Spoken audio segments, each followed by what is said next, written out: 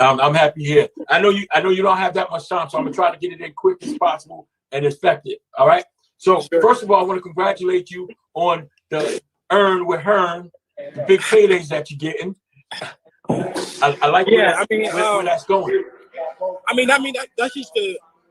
I think that us fighters, we should get paid for, what we do. We should, it's and not only me. I want all the fighters to make a lot of money, because at the end of the day, we go in there, we risking our life, we putting it all on the line for other people excitement, other people enjoyment. So we should get paid as much as we can. Look, and I want to say, I commend you for taking that Linares fight, because that's not an easy fight. Yes. Well, we're not gonna say that the Linares fight is official yet, because we still because we have sent Loma an offer. We sent them an offer to fight. So we'll see how that goes. If he takes the fight, then that'll be the fight. If not, then we'll move on to Linares. Bro, you see how my eyes got big? Because this is news right now, right? You just broke news here. Yeah, this is you're the first person that I told this to. So respect, right? So the fact is, you have two offers out. You have one to Linares and you have one to Lomachenko.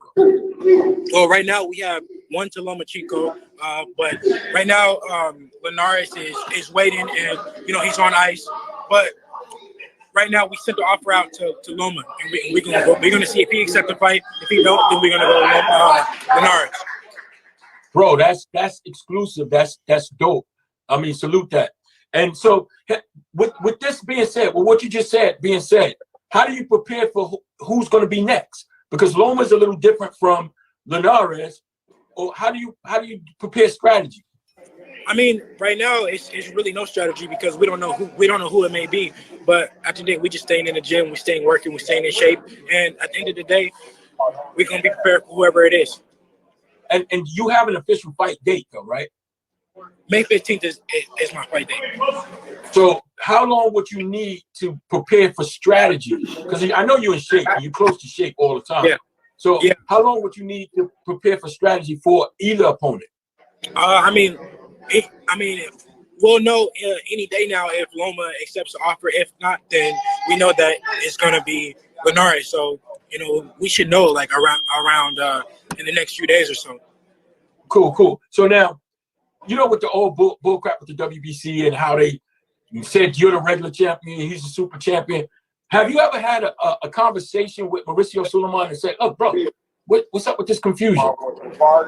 No, we haven't really had a conversation about it, to be honest. Oh, word? All right, cool. So because how everybody's saying T.O. is not undisputed. Yeah. And then, you got to look at it this way.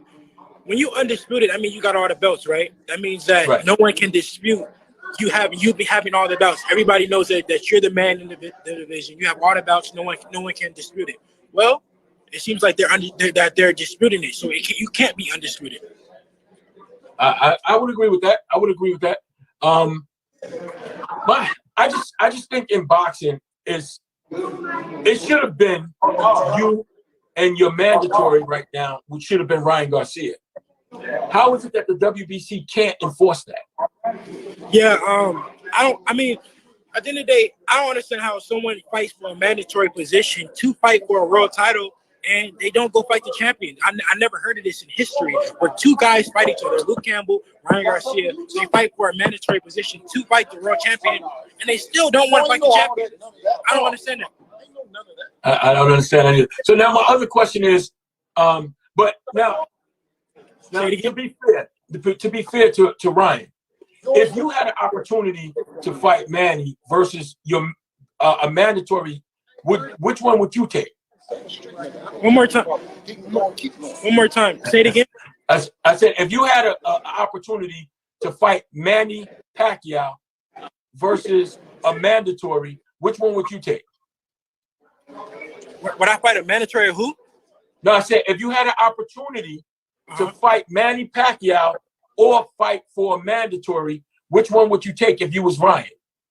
I mean, that never was a realistic fight. It never really was gonna happen. So I just felt like he was clout chasing, man. He's just saying that he was gonna fight him, and like I know what happens behind the scenes. I know what's really going on.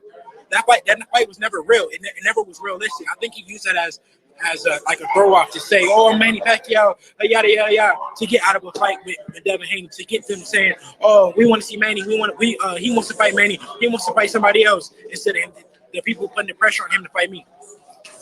And I know, do you have his cell phone number? Who?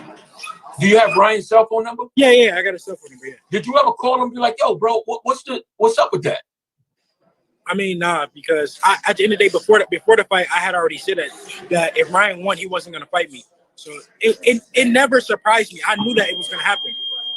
Okay, all right. So what about what's his name? The Dominican kid, Javier Fortuna. Javier Fortuna can get it too. Because when I talked to Mauricio Suleiman, he told me that Javier Fortuna was your mandatory and Ryan Garcia. So is it that you're looking for a bigger fight? That's why you didn't pick him? How did that go? No, Javier Fortuna can get it too. It doesn't matter. Obviously, I want to fight the best, and my main priority right now is I want to fight Loma. That's a bigger fight than Linares and Javier Fortuna, and he's a fighter than both of them. So if that shows you that I want to fight him, then the rest just comes second.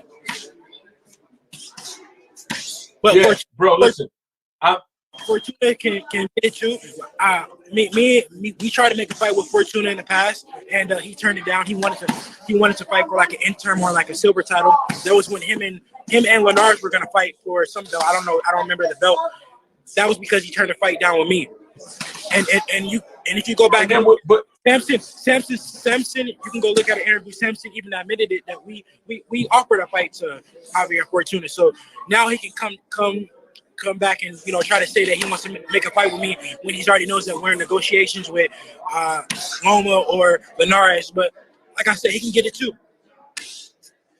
And so, Dev, what? I don't want to hold you up, but quick, fast. I just wanted to say, you're 22 years old. You got Lamborghini. You got Rolls Royce. You got all these things. Yeah. What makes you get up and run 3 o'clock in the morning? You got every damn thing you need. What makes you still so hungry? At the end of the day, this is something that I love to do. So it don't really feel like a job to me because this is something that I truly love to do. And two, I'm nowhere near where I want to be. When it's all said and done, I want my name to be mentioned with the greats.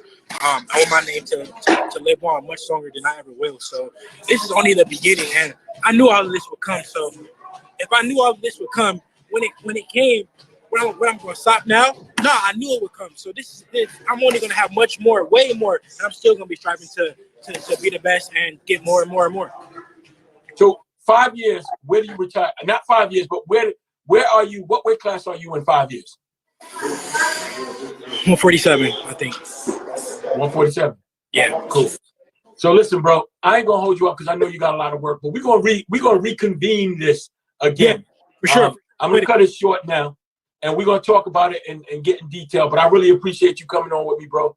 And I want you to have a great workout. And I'm excited about this news, man. I'm really excited. I hope everything works out for you, bro.